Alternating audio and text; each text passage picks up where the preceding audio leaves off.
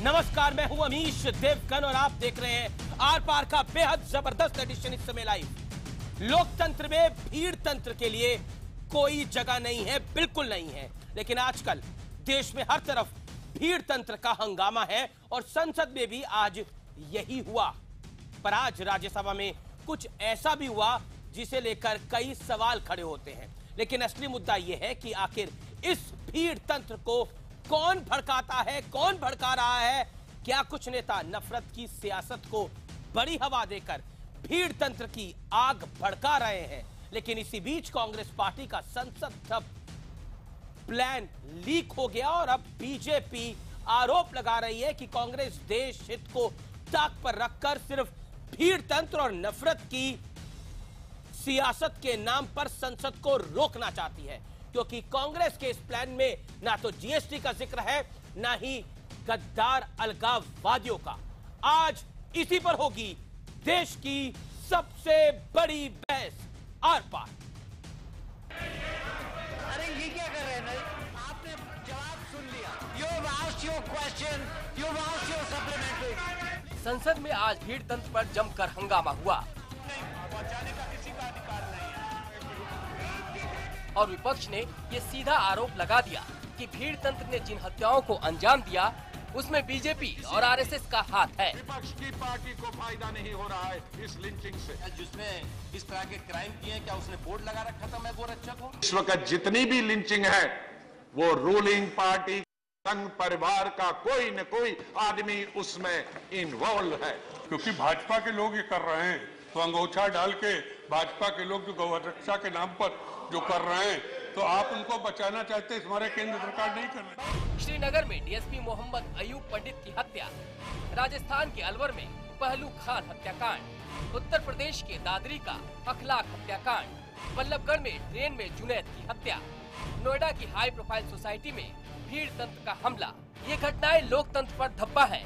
लेकिन सवाल है कि आखिर इस भीड़ तंत्र को कौन हवा दे रहा है, कौन इस पर सियासी रोटियां सेक रहा है? क्योंकि मोदी सरकार कह रही है कि 2014 से पहले ऐसी घटनाओं का जिक्र तक नहीं होता था। दो समुदाय में जैसे गोवंश को लेकर भी तनाव बन जाता है, ऐसे समय में जो अपराध होते हैं उसकी एक सूची बनना प्रारंभ हुआ है। वो भी 2014 से प्रारंभ हुआ, इसके पहले सूची बनती नहीं थी। लेकिन इसी बीच कांग्रेस ने आरएसएस पर एक और प्रहार किया है। कांग्रेस का आरोप है कि संघ के लोग धर्म के ठेकेदार बनकर घर घर जाकर लोगों को ये समझा रहे हैं कि क्या पहने और क्या खाएं। जो ये संघ के कार्यकर्ता नफरत के बीज बो रहे हैं, सरस्वती शिशु मंदिर से लेके प्रबोधिनी कार्यक्रम तक, यही कारण बन रहा है मॉब लिंचिंग का। उधर बीजेपी ने दावा किया है कि कांग्रेस संसद रोको प्लान बनाकर बैठी है। पार्टी का आरोप है कि संसद ठप करने के लिए 32 पन्नों का डोजियर तैयार किया गया है, जिसमें भीड़ तंत्र और गौ हत्या जैसे मुद्दे टॉप पर हैं, लेकिन अलगाववादियों के मुद्दे छुआ तक नहीं गया है। यहाँ केवल और केवल गौ रक्षा के विषय में किस प्रकार लिंचिंग और मॉब लिंचिंग को लेकर राजनीति की जा सके, इस विषय पे कांग्रेस पार्टी की जो स्ट्रेटेजिक टीम है वह चर्चा करती है। I would call this the dossier of disruption. Bhajpa उस कागज को तोड़ मरोड़ कर पेश कर रही है। हम प्रधानमंत्री नरेंद्र मोदी जी और उनकी सरकार को चुनौती देते हैं कि वो आगे आएं और इन मुद्दों पर चर्चा करवाएं।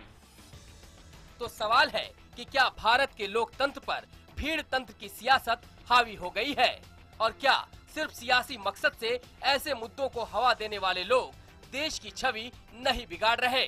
आज इसी मुद्दे पर होगा आर पार। आज इसी मुद्दे पर होगा आर पार और मैं सीधा रुख करता हूं उस विश्लेषण का जो विश्लेषण देश की जनता सुनना चाहती है, यानी वो आवाम सुनना चाहती है जो स्क्रीन की उस तरफ बैठी है। लोकतंत्र में भीड़ तंत्र के हंगामे का विश्लेषण। हंगामा दोनों तरफ है जनाब। भीड़ तंत्र को भड़काने के पीछे नफरत की सियासत है, चाहे वो इस तरफ की हो चाहे वो उस तरफ की हो, वो नफरत की सियासत पे विराम लगाना होगा। कांग्रेस के संसद ठप प्लान के पीछे सांप्रदायिक कार्ड है, ये बड़ा आरोप लग रहा है और ये प्लान लीक हो गया है। इसके अलावा लोकतंत्र के मंदिर में सियासत के लिए भगवान तक का अपमान हो जाता है, फिर उस पर माफी भी मांगी जाती है, लेकिन ये सब भीड़ तंत्र के नाम पर होता है। भीड़ तंत्र की हिंसा से दांव पर है हमारे इस मुल्क की शान, आन बान, शान और छवि। ये बड़ी बात है और आज इसी पर हम करेंगे सबसे बड़ी बहस, देश की सबसे बड़ी बहस। और मेरे साथ बात करने के लिए कई दिग्गज मेहमान हैं। सुधांशु त्रिवेदी हैं भारतीय जनता पार्टी के राष्ट्रीय प्रवक्ता, पवन खेड़ा है कांग्रेस पार्टी के राष्ट्रीय प्रवक्ता, अतुल अंजान है लेफ्ट के सीनियर नेता। मेरे साथ इस डिबेट में वारिस पठान जुड़ रहे हैं जो कि प्रवक्ता हैं AIMIM के, ओवैसी साहब की इस पार्टी के। मेरे साथ RSS के विचारक राकेश सिन्हा है और मेरे साथ मौलाना अंसार रजा साहब इस डिबेट में जुड़ रहे हैं। इस डिबेट की शुरुआत मैं सीधे तौर पर आपसे करता हूं राकेश सिन्हा। दिग्विजय सिंह साहब ने एक बाइट दी और उस बाइट में बोला इस भीड़ तंत्र के पीछे, इस लिंचिंग के पीछे, जिसे अंग्रेजी में लिंचिंग का नाम दिया है, जिसको इस देश की जनता नहीं समझ पाती, इस भीड़ तंत्र की पिटाई के पीछे RSS का एजेंडा है। तभी आप कई तरह के कार्यक्रम कर रहे हैं, चाहे वो कार्यक्रम कुटुंब प्रबोधन हो, चाहे वो सरस्वती शिशु मंदिर हो। इन तमाम कार्यक्रमों के जरिए आप लोगों को उकसाते हैं और फिर वो भीड़ तंत्र में तब्दील होता है। जवाब क्या है राकेश सिन्हा? देखिए, शांति दूत उन्होंने किसे कहा था वो बता दें। जो व्यक्ति इस देश में आतंक को फैलाने के लिए तैयारी कर रहा था, आतंक का मसीहा था, उसे दिग्विजय सिंह शांति दूत कह रहे थे। मुझे उसके नाम बताने की आवश्यकता नहीं है। दिग्विजय सिंह जी वो व्यक्ति हैं जिन्होंने 26/11 के लिए RSS को हाथ बताया था और पाकिस्तान को क्लीन चिट देने की कोशिश की थी जी। दिग्विजय सिंह वह व्यक्ति हैं जिन्होंने हिंदू टेररिज्म और सैफरन टेररिज्म को फैलाने की कोशिश की थी। और आज मैं बता दे रहा हूं, वह दिग्विजय सिंह कहते हैं कि कोई आतंकवाद का धर्म नहीं होता है, लेकिन जब कुछ क्रिमिनल्स गाय के नाम पर या किसी और नाम पर अपराध करते हैं तो उनका धर्म हो जाता है, उनकी विचारधारा। लेकिन आप मुझे ये बताइए, नहीं आप पर जो आरोप लग रहा है, ये कुटुंब प्रबोधन क्या है जो आप पे आरोप लगा रहा है? खाना खाने से पहले मंत्र बोले, ये आप पर जो आरोप लग रहा है, जो दिग्विजय सिंह लगा रहे हैं, क्या भड़काने का काम कर रहे हैं? अरे अमीश जी, कुटुंब प्रबोधन, घरों में जाके परिवार में जाकर परिवार की स्थिति जानना, बच्चों से बात करना, माँ पिता बच्चों के बीच अच्छे संबंध हो और एक वार्तालाप का डायलॉग शुरू कराना, ये भारतीय संस्कृति के इस सत्संग को कौन रोक सकता है? दिग्विजय सिंह को मालूम नहीं है कि भारत का आकर्षण का केंद्र इसलिए है कि यहाँ संयुक्त परिवार व्यवस्था है। पश्चिम के लोग जब भारत आते हैं कहते हैं यह ज्वाइंट फैमिली सिस्टम हमें चाहिए। यदि उस ज्वाइंट फैमिली के संवर्धन के लिए यदि कहा जाता है कि हम सब इकट्ठे भोजन करें, राकेश यदि हम कहते हैं सबको हम प्रेरित करते हैं, हम प्रेरणा देते हैं, तो ये भीड़ तंत्र है। दिग्विजय सिंह भीड़ तंत्र 84 में था, भीड़ तंत्र 48 में था। महात्मा गांधी की हत्या के बाद जाति देखकर, चितपावन ब्राह्मण को देख कर महाराष्ट्र में मारा जाता था, वह भीड़ तंत्र था नेहरू का, वह भीड़ तंत्र था राहुल गांधी का, वह भीड़ तंत्र है राजीव गांधी का। इसलिए भीड़ तंत्र की परिभाषा पवन खेड़ा मेरे हाथ में वो डोजियर है, जिस डोजियर को लेके भारतीय जनता पार्टी आप पे आरोप लगा रही है कि आप संसद को ठप करना चाहते हैं, और संसद को ठप करना चाहते हैं भीड़ तंत्र के नाम के ऊपर। आप सांप्रदायिकता फैलाने की अपने तरीके से कोशिश कर रहे हैं। यह बीजेपी का आप पे आरोप है कि आपने 32 पन्नों का एक डोजियर तैयार किया है कि संसद को कैसे रोका जाएगा, संसद में कैसे हंगामा बरपाया जाएगा। जवाब। अमीश जी, पहले तो मैं आपसे एक बात कह दूं, वो कत्ल भी कर दें तो चर्चा नहीं होती, और हम आह भी भर ले तो हो जाते हैं बदनाम। भाई ये किस तरह की राजनीति का ये जन्म दे रहे हैं भाजपा की सरकार कि कहां ठप शब्द कहीं लिखा हो उस डॉजियर में, आप मुझे बता दीजिए।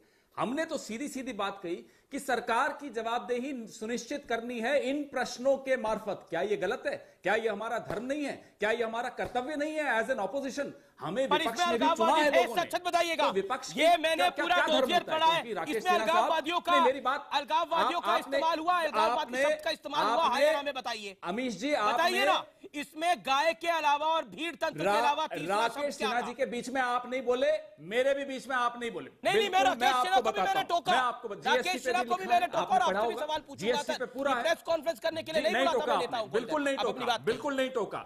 जीएसटी जीएसटी का भी मुद्दा उठाया है, किसानों का भी मुद्दा उठाया है, चीन का भी मुद्दा उठाया है, लेकिन बात यह है कि इस चर्चा को सूट क्या करता है कि भाई गाय का मुद्दा क्यों उठा दिया। भाई गाय का मुद्दा तो मैं उठा रहा हूं, मैं इनसे प्रश्न पूछ रहा हूं। किस दिन मनोहर पारीकर को इस्तीफा मांग रहे हैं ये लोग, जो मनोहर पारीकर कह रहा है कि मैं बीफ की कमी नहीं होने दूंगा गोवा में। ये ढोंग करते हैं सुधांशु त्रिवेदी जी की पार्टी और राकेश सिन्हा जी का संघ। हटा के दिखाएं मुझे। नहीं मैं इसी मुद्दे पे हूं। हम गाय की बात करते हैं तो मैं आपसे भी पूछ रहा हूं, आपको मैं बताऊं, आप गाय का मुद्दा उठाए, मनोहर पारीकर का मुद्दा उठाए, कमी नहीं होने देंगे गोवा में। तब होता है जब मोहम्मद अयूब पंडित का मुद्दा नहीं उठाया जाता। एतराज तब होता है जब बंगाल में हिंसा का मुद्दा नहीं उठाया जाता है। बिल्कुल गलत बोल रहे हैं आप। लिंचिंग का नेतृत्व कौन कर रहा था? ओके सुधांशु त्रिवेदी आपने क्या किया? सुधांशु त्रिवेदी के साथ क्या किया? राकेश सिन्हा आपकी जब टर्न आएगी अब तब बोलेगा। राकेश सिन्हा जब आपकी टर्न आएगी तब बोलेगा। बीच में नहीं बोला था। अपराधियों को हिंदू बना दो, अपराधियों को राकेश सिन्हा आपकी जब बारी आएगी तब बोलेगा। बोलने नहीं दूंगा तो उसका कोई धर्म नहीं है। राकेश सिन्हा नॉट फेयर, यह नहीं चल सकता है। Rakesh Sinha not fair. हमने किसानों का भी नाम लिया इसमें। आप लोगों को किसान की चिंता नहीं है, गरीब की चिंता नहीं है, दलित की चिंता नहीं। सुधांशु त्रिवेदी, संसद में आज भीड़ तंत्र के ऊपर खूब सियासत हुई और बहुत हंगामा अभी हुआ, और बीजेपी ने एक बकायदा प्रेस कॉन्फ्रेंस करके आरोप लगाया जो डोजियर लीक हुआ है कांग्रेस का कि यह संसद रोको प्लान था। उसके अलावा इस समय मुल्क के अंदर भीड़ के द्वारा जो हत्याएं हो रही है उसके ऊपर संसद में बहस के दौरान बहुत कुछ बोला गया, उन पर मैं नहीं आना चाहता, लेकिन सफाई क्या है सरकार की तरफ से और आपकी पार्टी की तरफ से, वो तो ये सब देखिए, भीड़ तंत्र के द्वारा किसी भी व्यक्ति की घेर कर हत्या करना सर्वथा निंदनीय है और सरकार इस विषय पर सतर्क है, सजग है और प्रधानमंत्री की शीर्ष दिग्विजय सिंह कहते हैं आरएसएस और बीजेपी इसको बढ़ावा दे रही है। मगर मैं प्रश्न यह पूछना चाहता हूं कि जब भीड़ तंत्र हो तो इसमें कोई भेद नहीं दिखना चाहिए। जो डोजियर कांग्रेस ने दिया है उसमें केरल में मारे गए जो लोग हैं उनका नाम क्यों नहीं है? कर्नाटक में मारे गए प्रशांत पुजारी का नाम क्यों नहीं है? उत्तर प्रदेश में मारे गए, पिछले साल मारे गए अरुण माहौर, ये दोनों दलित थे और दोनों गोरक्षक थे और भीड़ ने घेर के मारा था, नाम क्यों नहीं है? बंगाल के कार्तिक घोष का नाम क्यों नहीं है? और तो और अभी लेटेस्ट घटना हुई है श्रीनगर में, मस्जिद से निकलकर अयूब पंडित को मारा भीड़ ने। क्या प्रतिक्रिया थी कांग्रेस पार्टी की? तो जब भीड़ तंत्र की बात करिए तो ये भेद मत करिए कि हम एक वर्ग के सिर्फ नाम लिखेंगे और दूसरे वर्ग के नाम नहीं लिखेंगे, तब उसमें राजनीति नजर आती है। पवन खेड़ा जवाब। प्रशांत पुजारी की हत्या क्यों हुई थी ये मैं अब सबके सामने बताऊं आपको। सुधांशु जी, कैसी आप हर तरह की छुपाइए मत, डिबेट प्रशांत पुजारी की बात मैं बाद में करूंगा। पहले अरे आप ये खुद रिसर्च कर ले उनका किस कारण से हत्या हुई। मरे हुए आदमी की मैं असम्मान नहीं करूंगा, मैं उसके बारे में कुछ नहीं बोलूंगा। लेकिन मैं आपको बता दूं, जो करकरे साहब बंबई हमलों में शहीद हुए वो क्या जांच कर रहे थे? राकेश सिन्हा साहब, आप बड़ी बड़ी बात कर रहे थे दिग्विजय सिंह के टिप्पणी पर। वो साध्वी प्रज्ञा और कर्नल पुरोहित क्या टेरर, संघी टेरर को एक्सपोज कर रहे थे, संघ के आतंकवाद को एक्सपोज कर रहे थे और वो मारे गए, शहीद हुए। तो प्रश्न उठता है और दिग्विजय सिंह जी ने बहुत सही उठाया, बहुत सही संघ का आतंकवाद, संघ का आतंकवाद कैसे आप आरएसएस पे बड़ा ब्लेम कर रहे हैं कि आरएसएस आतंकवाद फैलाती है? ये बड़ा आरोप लगता है। राकेश सिन्हा रिस्पॉन्ड। उन पाकिस्तानियों को क्लीन चिट आप क्यों दे रहे हैं? हेमंत करकरे जितने आपके प्रिय हैं उतने हमारे प्रिय हैं। एक अच्छे पुलिस अफसर थे, उनकी हत्या के कारण उनकी शहादत पर हमारे दुख है। वो करकरे साहब थे जिनकी पत्नी ने मोदी जी के 1 करोड़ को ठुकरा दिया। 84 में आपने क्या किया था? ठुकरा दिया पूरे देश भर में संगठित करकरे जी की स्वर्गीय पत्नी ने मोदी जी का 1 करोड़ ठुकरा दिया। दर्जनों मोदी जी की और संघ परिवार की, वो संघ आतंकवाद की असलियत जानती थी। संघ आतंकवाद, अरे संघ परिवार तो भूल जाइए। खेरा साहब, राहुल गांधी संसद ठप करने की बात कर रहे हैं और चाइनीज एम्बेसडर से मिल रहे हैं। पर बात आ गई बिना विदेश मंत्रालय को बताए पूरा परिवार रॉबर्ट वाड्रा के साथ चीन क्या कर रहे हैं? चीन एडवाइस के साथ, चीन कूटनीतिज्ञ के साथ क्या कर रहे हैं? चाइना में डिबेट नहीं है राकेश, मैं बताता हूं, विषय में रहते हैं। सुधांशु त्रिवेदी, मैं 20 सेकंड का रिबर्टल देता हूं क्योंकि बहुत बड़ी बात बोली है, बहुत बड़ी बात बोली है। संघ के आतंकवाद के ऊपर बोला है, लेकिन अपने डोजियर से कन्नी काटते हुए संघ पर आतंकवाद का पलटवार करा है। अपने डोजियर पर कन्नी काटते हुए संघ के आतंकवाद पर पलटवार कराया। आपने इस सवाल का जवाब नहीं दिया, इसमें मोहम्मद अयूब पंडित का जिक्र क्यों नहीं था? इस सवाल का जवाब नहीं था। आप संघ के आतंकवाद की बात करें, जवाब दीजिए सुधांशु त्रिवेदी। मैं एक वाक्य में कहता हूं पवन खेड़ा जी, उसका आपकी जिक्र सरकार है, थी, गलत बोल मतलब रहे हैं। आप कहते हैं कि किसने भगवा करवाया? भगवा सरकार भी क्या कहती आतंकवाद थी? है। हाफिज सईद ने सिर्फ करवाया। आतंकवाद का तो नाम फिर भगवा है। दिग्विजय सिंह ने क्यों कहा कि हरा नहीं हो छत्तीसगढ़ सकता। नारे तक भगवा नहीं बोला मैंने, मुझे इसका जवाब चाहिए। संघ आपकी सरकार भगवा कई नेता नहीं बोलता है। बोला, संघ का आतंकवाद, संघ का आतंकवाद, भगवा आतंकवाद किस नहीं। आधार पे आपने कहा, जबकि आप कह रहे हैं सुनाई हाफिज नहीं सईद हमने, आपकी सुनाई नहीं सरकार दिया। कहती है कि उसने ओके, किया। मुझे मैं इसका ब्रेक जवाब लेता चाहिए। अरे साहब, और दूसरा बात, कर्नल पुरोहित, मैं कर्नल ब्रेक लेता हूं। पुरोहित, ये डिबेट है, मोड पर बहुत सही है। और सुधांशु अभी- त्रिवेदी, मैं जानता हूं आप बहुत कुछ बोलना चाहते हैं, अतुल अंजान बहुत कुछ बोलना चाहते हैं, और बाकी मेहमान भी बहुत कुछ बोलना चाहते हैं, वारिस पठान बहुत कुछ बोलना चाहते हैं, लेकिन अंतराल के बाद देश की सबसे बड़ी बहस आर पार जारी है, क्योंकि हम हर लाजमी सवाल उठाते हैं, हर उस नागरिक के लिए सवाल उठाते हैं जो नागरिक सवाल उठाना चाहता है। और आपके जो भी सवाल हैं वो ट्विटर पर, फेसबुक पे मुझे भेजिए, मैं प्रॉमिस करता हूं मैं उनको उठाऊंगा, जितने उठा सकता हूं, क्योंकि ये जनता की डिबेट है।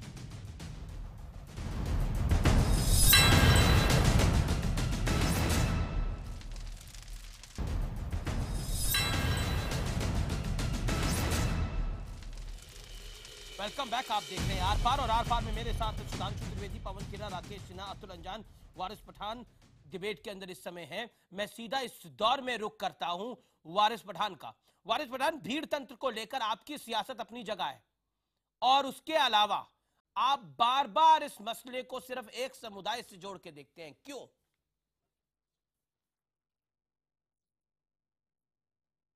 अमीश जी, सबसे पहले तो जब सब लोग बोल रहे थे मैं काफी खामोश बैठा था, इसलिए मुझे मेरी बात 30 सेकंड में रखने का मौका दीजिए आप सब।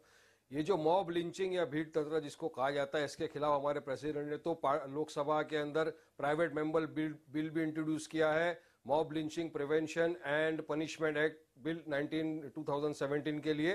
तो हम तो इसके टोटल खिलाफ है। पर देखने वाली बात है ये क्यों हो रहा है अमित जी, इसकी वजह यह है कि जो ये बीजेपी की हिपोक्रेसी जब सामने आती है, जब बीजेपी की दुमुहिया चेहरा सामने आता है तो ये और बढ़ता है। अब आप कल की इंस्टेंट देख लीजिए, मनोहर पर्रिकर जी ने क्या कहा कि हम गोवा में बीफ मंगाएंगे कर्नाटक से।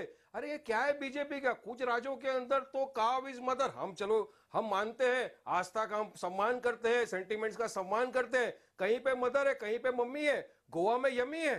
तो ये सब चीज को लेकर ये जो गौ रक्षक लोग हैं, आप इनको गुंडे नहीं, ये तो आतंकवाद दहशतगर्द लोग हैं। क्योंकि एक दहशतगर्द का काम क्या होता है अमीर जी, आप समझिए इस बात को, लोगों के दिमाग में दहशत पैदा करना अपनी हरकत से। इसीलिए पूरा के पूरा मॉब जाता है, लोगों को मारता है, लातों से घूसों से मार डालता है, ताकि एक दहशत पैदा हो। पूरे देश में लोगों ने आज ये माहौल कर दिया है कि आज ट्रेन में घूमने के लिए मुसाफिर को डर लग रहा है अमीश जी। और क्या ये गौ रक्षक जाएंगे गोवा के? क्यों नहीं जाते कर्नाटका के बॉर्डर के ऊपर? अब जब वहां से जाएगा तो क्या जाके रोकेंगे? इनको हिम्मत दिखाना है, जाइए कश्मीर में लड़िए आतंकवादियों से। एक सेकेंड, और आप ये कहते हैं कि प्रधानमंत्री जी, हमारे प्रधानमंत्री जी ने 2 मरतबा कहा, तो मैं कहूंगा सिर्फ लिप सर्विस है क्या? ये हमको वो नहीं हो रहा है, शक नहीं आएगा हमको कि जब प्रधानमंत्री आगे कहते हैं कि आज से 500,000 का नोट बंद हो जाता है, लेकिन जब प्रधानमंत्री कहते हैं कि नहीं ये गौ रक्षकों को रोकना चाहिए तो नहीं रुकता। नहीं, मैं आपको रोकना चाहता हूं, आप भीड़ तंत्र को सिर्फ फर्जी गौ रक्षकों तक क्यों रोक कर देख रहे हैं? भीड़ तंत्र को थोड़ा आगे बढ़ाइए, केरल की भी बात करिए, बंगाल की भी बात करिए, मोहम्मद अयूब पंडित की भी बात करिए, वो भी भीड़ तंत्र था ना। नोएडा के अंदर जो हुआ, एक सोसाइटी को घेर लिया गया भीड़ द्वारा, उसकी भी बात करिए। कहीं भी क्यों भीड़ तंत्र की? नहीं, कहीं भी नहीं सर, सिर्फ सिंगल आउट करते हैं आप लोग। आप सिंगल आउट करते हैं क्योंकि आपकी सियासत को वो सूट करता है। सुधांशु त्रिवेदी, सिंगल आउट नहीं कर रहे। आस्था कहाँ जाती है? आस्था कहाँ गायब हो जाती है आपकी जब बाकी जगहों पर ऐसा होता है? जवाब क्या है? रजाकार क्या करते थे? एक सेकंड, राकेश संविधान तो बदल लीजिए। रजाकारों की पार्टी एमआईएम बन गई है। अमीश जी सुनिए तो सही मेरी बात। अमीश जी इनसे पूछिए, रजाकारों ने क्या क्या था हैदराबाद में? रजाकारों की पार्टी का व्यक्ति भीड़ तंत्र के खिलाफ बोल रहे हैं। हैदराबाद में 15 मिनट के लिए हैदराबाद में 15 मिनट के लिए पुलिस हटाने की बात, ये गलत बात है। राकेश जी, आपको मौका मिलेगा आपकी बात रखने का। Okay, Sudhanshu Trivedi, make your point, his audio is down. Sudhanshu Trivedi बोलिए। आईएएस के एक्यूज्ड को लीगल एड दे रहे हैं। मैं कहना चाहता हूं, यदि प्रधानमंत्री ने इस विषय के ऊपर गंभीरता से और दृढ़ता से कहा है तो उसका प्रभाव भी दिख रहा है। क्या ये सच नहीं है कि राजस्थान में लोग गिरफ्तार हुए? क्या ये सच नहीं है कि जुनैद के मामले में नागपुर से गिरफ्तारी हुई?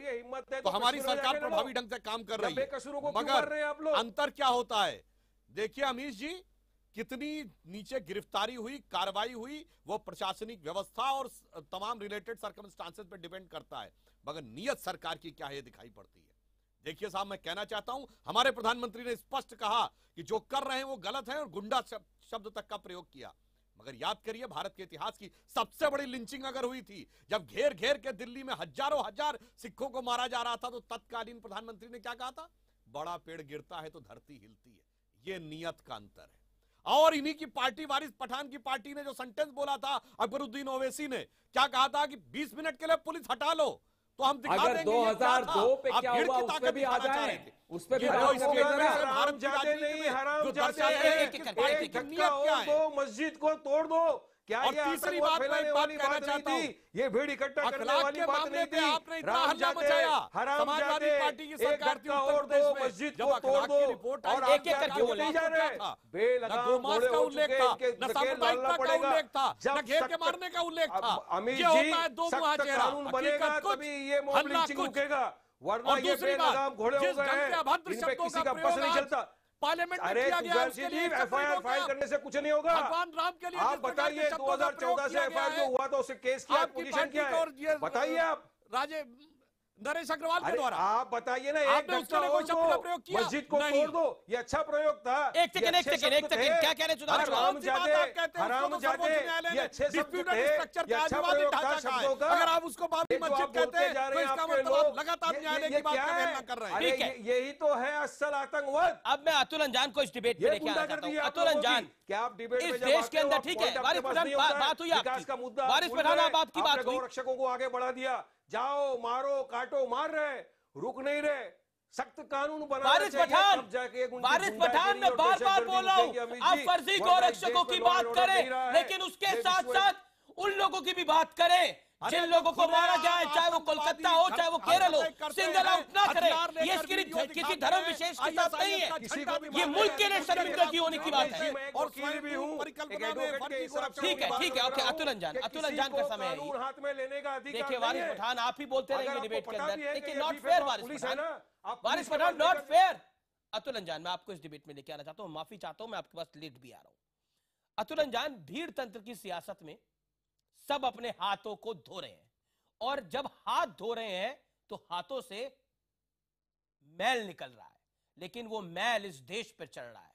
और उसके साथ साथ हम सियासत में इतना मगरूर हैं, इतने डूबे हुए हैं हमारे नेता, कि वो शायद भूल जाते हैं कि इस देश के लोग भी कुछ सोचते और समझते हैं, इस देश की, इस मुल्क की कुछ आस्थाएं भी है। अतुल अंजान, भारत में सब तरह के लोग रहते हैं, सब तरह की आस्थाओं का सम्मान हमारा संविधान करने की इजाजत देता है।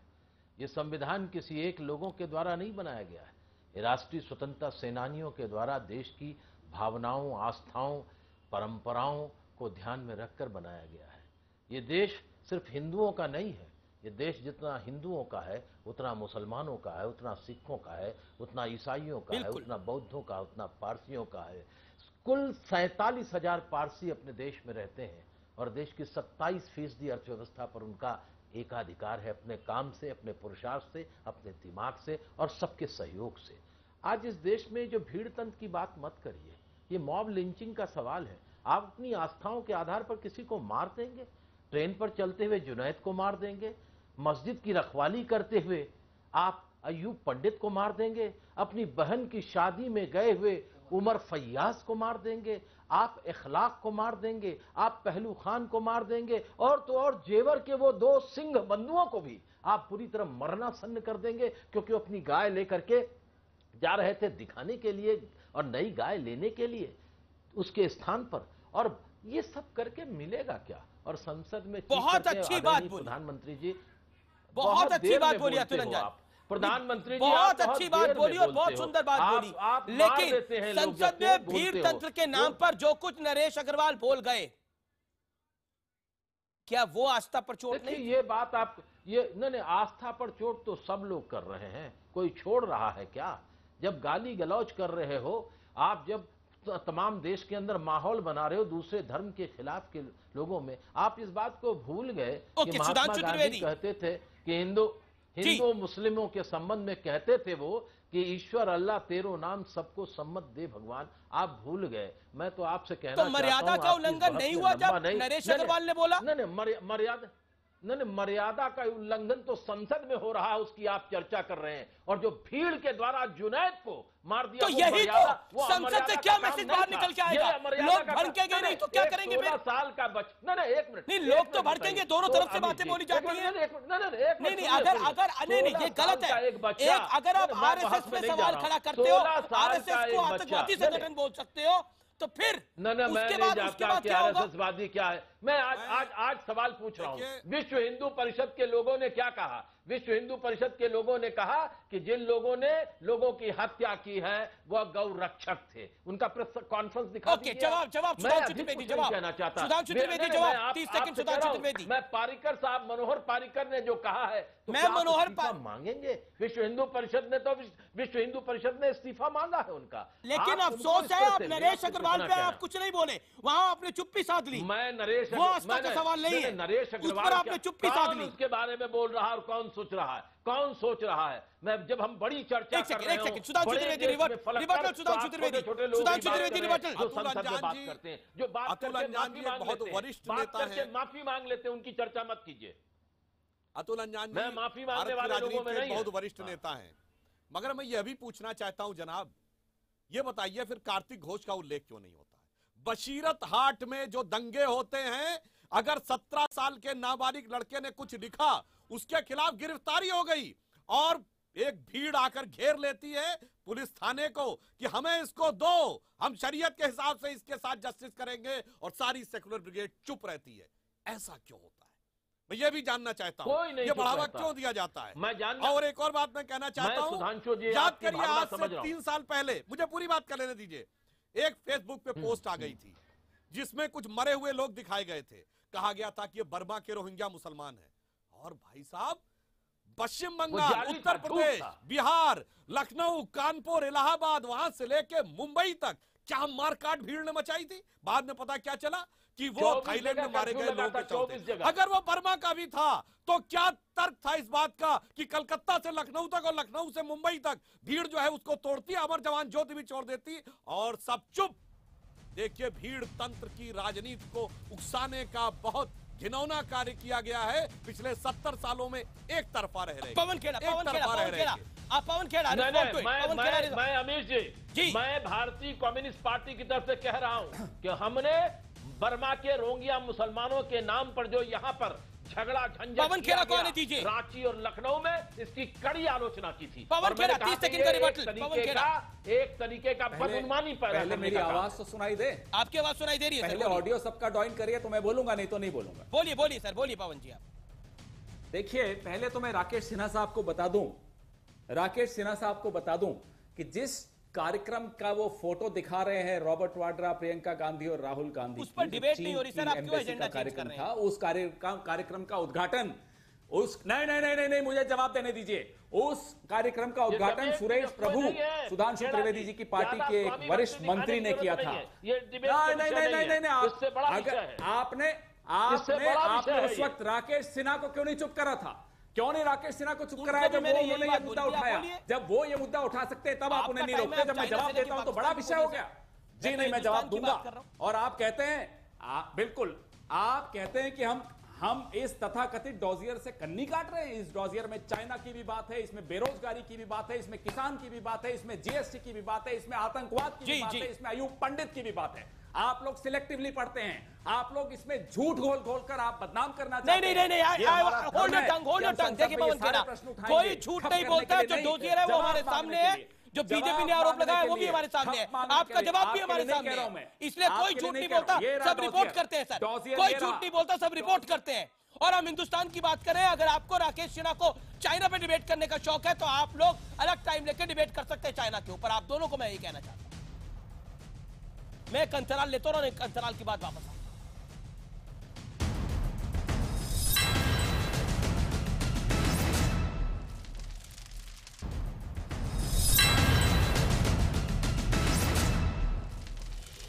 आर पार आप देख रहे हैं और सुधांशु त्रिवेदी, पवन खेरा, राकेश सिन्हा, अतुल अंजान, वारिस पठान और मौलाना अंसार रजा। मौलाना अंसार रजा अभी तक इस डिबेट में नहीं आ पाए हैं, मैं उनको लेके आऊंगा इस डिबेट के अंदर। मौलाना अंसार रजा, भीड़ तंत्र पर सियासत तो खुली हो रही है और इस खुली सियासत में किसकी कमीज कितनी खराब है उस पर हम डिबेट कर रहे हैं, लेकिन देश का क्या हाल हो रहा है उसके अंदर, उस पर कोई डिबेट नहीं करना चाहता।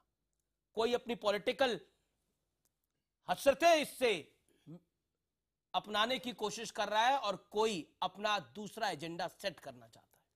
अभी जी, सबसे पहली बात तो आज जो संसद में हुआ है या संसद के बाहर हो रहा है, मैं एक बात कहना चाहता हूं, भगवान किसी को भी हो उनका अपमान नहीं होना चाहिए, चाहे वो जितना बड़ा नेता हो। वो भगवान से बड़ा नेता नहीं है, ये सब नहीं होना चाहिए। आप नरेश अग्रवाल के बिल्कुल, भगवान का अपमान किसी के भी हो उनका अपमान नहीं होना चाहिए। अब आ जाइए आप भीड़ तंत्र पर। भीड़ तंत्र पे अभी सुधांशु त्रिवेदी साहब जिक्र कर रहे थे 84 का, इसमें कोई शक नहीं, 84 में भीड़ तंत्र ने सरदारों की हत्या की, लेकिन गुजरात में भी तो हुआ है, वो भी भीड़ तंत्र ही थी, उसका भी तस्करा इनको करना चाहिए था। अब मैं आता हूं देश के प्रधानमंत्री पर।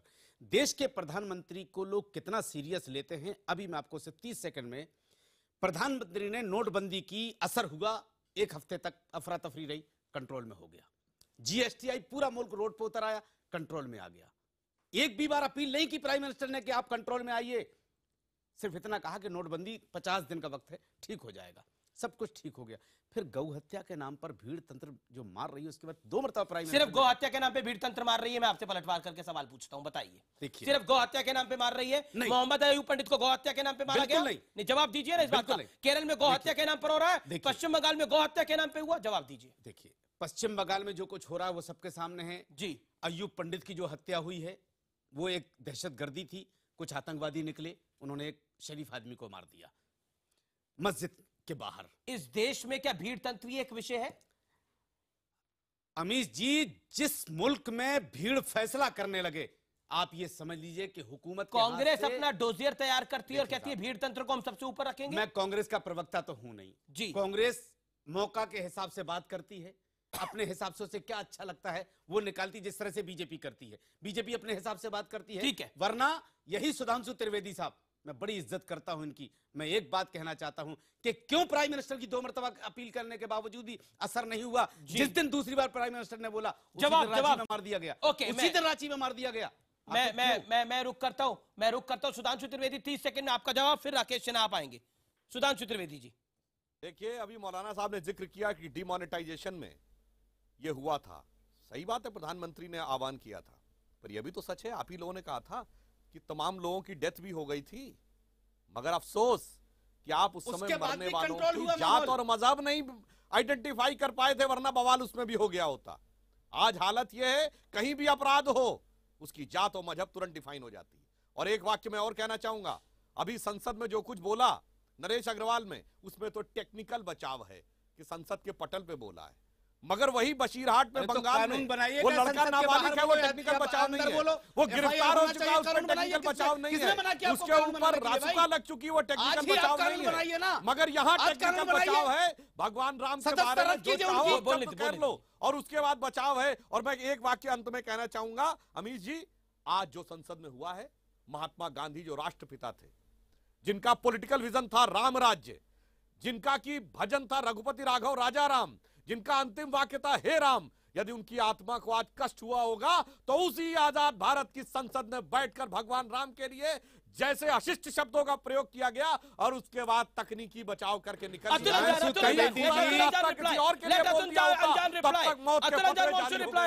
और पूरी संसद क्षमा। 30 सेकंड आपके पास। अतुल अंजान 30 सेकंड है, रिस्पॉन्ड करिए। आप तो सिर्फ सुधांशु त्रिवेदी ने बहुत नहीं देखिए, मौलाना अंसार रजा, ये बेतुकी बात है, ये बेतुकी बात है, ये बेतुकी का मामला है, खत्म हो गई बात। ये संसद के प्रिविलेज का मामला है, ये बेतुकी बात में भीड़ तंत्र चलाते हो। रुको, आप हैदराबाद में भी भीड़ तंत्र बनाना, रोज चलाना बंद करो। मैं आपसे भी कहना चाहता हूं, इस देश के अंदर आपसे भी बहुत सारे सवाल हैं। आप जो है जिस तरीके के गाली गलौज और भगवानों के प्रति अमर्यादित भाषा का प्रयोग करते हो, वो उचित नहीं है। मैं आपसे कहना चाहता हूं, जो सांसद है, उनके छोटे भाई जो विधायक हैं, किस तरह की भाषा का प्रयोग हैदराबाद में करते हैं। MIM की वो तकरीरें हमको भी मालूम है। मैं आपको बता रहा हूं, मेरी बात सुनने की कोशिश, बोलिए मत, उनके बारे में क्यों नहीं बोलते कि जिन्होंने कहा कि मत बोलिए वरना बहुत बहुत बहुत स्थिति खराब होगी। चुप रहिए, सुनिए उतना। मैं सिर्फ इतना बात कह रहा हूं कि हमारे अनुज सुधांशु त्रिवेदी जी ने बहुत अच्छी बात कही। राम राम की बात आप कर रहे हैं, वो राकेश सिन्हा जी उधर बैठे हुए हैं, बहुत सारी बात है। अरे आरएसएस ने तो महात्मा गांधी को मारा, आप रामराज की क्यों बात कर रहे हैं? राकेश सिन्हा आपको क्या मतलब Rakesh Sinha your turn respond. Rakesh Sinha Rakesh Sinha your respond. Sudhanshu hold on. Rakesh Sinha your turn respond please. आज आप उसकी वकालत कर राकेश सिन्हा 40 सेकंड्स। ये शांत देखिए, किस लिए बात कर रहे हैं? सवाल भीड़ तंत्र का। देखिए शांत, अतुल जी अतुल जी अतुल जी अतुल जी चलेगा। अतुल जी अतुल जी अमीश जी ने शांत किए, थोड़ी ऑडियो डाउन कीजिए, मुझे 30 सेकंड दीजिए। मैं इतना ही बात कहना चाहता हूं। देखिए महात्मा गांधी की हत्या पर आपने बहुत बहस कर ली, झूठ बोलने की आदत छोड़िए। दो बातें मैं कहना चाहता हूं। गोपाल गोडसे कौन था? नाथूराम गोडसे कौन था? आप इसको क्यों छिपा रहे हैं? मॉब साइकोलॉजी को यदि हम धर्म और विचारधारा से जोड़ेंगे तो इस देश के लोकतंत्र को, पंथ निरपेक्षता को कभी मजबूत नहीं कर पाएंगे। अरे तेलंगाना में क्या भीड़ तंत्र थी? आजादी होते देश को डिसरप्ट करने वाली पार्टी आज हमें उपदेश दे रही है। अरे छोड़िए, तेलंगाना में क्या आपने किया था? लोकतंत्र को सुदृढ़ीकरण का काम करता क्या? महात्मा गांधी को बुर्जुआ करने वाली पार्टी, महात्मा गांधी को एजेंट करने वाली पार्टी, निजी संपत्ति का एजेंट करने वाली पार्टी, सरदार पटेल को दक्षिणपंथी प्रतिक्रियावादी करने वाली पार्टी क्या उपदेश देगी? सब दिन सोवियत संघ के पैसे पर, सोवियत संघ के दिमाग पर जीने वाली कम्युनिस्ट पार्टी आज राष्ट्रीय पार्टी के स्टेटस से क्यों चली गई? अरे जाकर विचार कीजिए अजय भवन में बैठकर। एक समय राष्ट्रीय पार्टी कहलाने पार्टी, एक समय 9% वोट लाने वाली पार्टी आज 0.25% वोट ला रही है। आज आपकी पार्टी में से साइन बोर्ड रह गया है, भवन रह गया है, कार्यकर्ता नहीं रह गए हैं। विचार कीजिए, भारत की संस्कृति से जोड़िए। भारत की कम्युनिस्ट पार्टी को भारत की कम्युनिस्ट पार्टी बनाइए। चीन की, सोवियत संघ की, वियतनाम की पार्टी के कम्युनिस्ट पार्टी यहाँ नहीं चलेगी। ठीक है, ओके आपको महात्मा गांधी का कहने का कोई हक नहीं है। महात्मा गांधी स्वदेशी एक सेकंड मैं आप दोनों को निवेदन करता हूँ, मैं आप दोनों को निवेदन करता हूँ, आप दोनों रुकिए। मैं आपकी बात आता हूँ। पवन खेड़ा जो सुधांशु त्रिवेदी ने सवाल खड़ा करे, उन सवालों के जवाब क्या है? क्या आपको वाकई लगता है कि भीड़ तंत्र के हिस्सा को भी हम सांप्रदायिक बनाना चाहते हैं? क्योंकि इसमें भी वोटों का एजेंडा है और कांग्रेस भी इसमें सिलेक्टिव अप्रोच अपनाती है। देखिए आपको मैं नहीं, बिल्कुल नहीं, क्योंकि हमने अयूब पंडित का भी नाम लिखा है। ये जो छद्म राष्ट्रवादी लोग हैं, ये तमाम छद्म राष्ट्रवादी जो बैठे हैं पैनल पे, इनको न किसान दिखे होंगे इस तथाकथित डॉजियर में, न गरीब दिखा, न बेरोजगारी का मुद्दा दिखा जो हम उठाएंगे और उठाते रहेंगे। ये छद्म राष्ट्रवादी हैं, इनको सिर्फ वही दिखता है जो ये देखना चाहते हैं। नहीं, मैं सबके लिए नहीं कह रहा, दो लोगों के लिए कह रहा हूं इस पैनल पे। मैं बताता हूं, राकेश सिन्हा साहब और हमारे सुधांशु त्रिवेदी साहब और बाकी में से आधे हैं, उनको भी मैं नाम ले लूं। MIM वाले जो हमारे भाई साहब हैं वो भी छद्म राष्ट्रवादी हैं और छद्म बात करते हैं, वो भी गलत बात करते हैं। मैं अतुल अंजान जी से सहमत हूं, वो भी इसी तरह की बात करते हैं। 3 साल पहले तो शेरवानी और टोपी के साथ बैठे थे आप। अरे साहब, आज तो वो उनके भाई, अब क्या हो गया भाई? उनके भाई तो अभी कहते हैं कि वो अटल जी, वो तो मोदी जी का सहयोग दे रहे हैं। वो तो खुद कहते हैं कि बीजेपी के साथ है। वो तो खुद इनके भाई ने बोला। तो आपने भी तो उनको इतने साल तक गोद में बिठाया। सरकारें बनाएंगे, छोड़िए ये बातें। तो आपका जो मतलब से इंसान को इस्तेमाल करते हैं आप लोग। समय खत्म हो गया है, मतलब से इस्तेमाल करते हैं। आप भी मैं माफी चाहता हूँ, मैं आपके पास नहीं आ पाया वारिस साहब, आखिरी दौर में मैं आना चाहता था। ओके, बहुत बहुत शुक्रिया पवन खेड़ा आपका। लेकिन आपने एक बात बोली कि हम तो अपने डोजियर के ऊपर खुल के बोल रहे हैं, हमने डोजियर को बनाया है और उस डोजियर में सारे पॉइंट रखे हैं, लेकिन ऊपर कौन सा पॉइंट रखा है? बड़ी बात तो ये, उस ऊपर वाले पॉइंट में ही सब कुछ है कि बेसिकली आप संसद को रोकना चाहते हैं एक ही मुद्दे के ऊपर। फिलहाल आर पार में इतना ही। आप देखते रहिए न्यूज़ 18 इंडिया। नमस्कार, आप तमाम लोगों का बहुत बहुत शुक्रिया हमारे साथ जुड़ने के लिए। और निष्कर्ष यही है कि भीड़ किसी को भी मारे, भीड़ इंसानियत को मारे, और इस भीड़ को सिर्फ एक धर्म के साथ जोड़कर देखना भी उतना ही बड़ा गुनाह है जितना वो भीड़ लोगों को मार कर करती है, क्योंकि इससे भी माहौल खराब होता है। फिलहाल इतना ही। नमस्कार।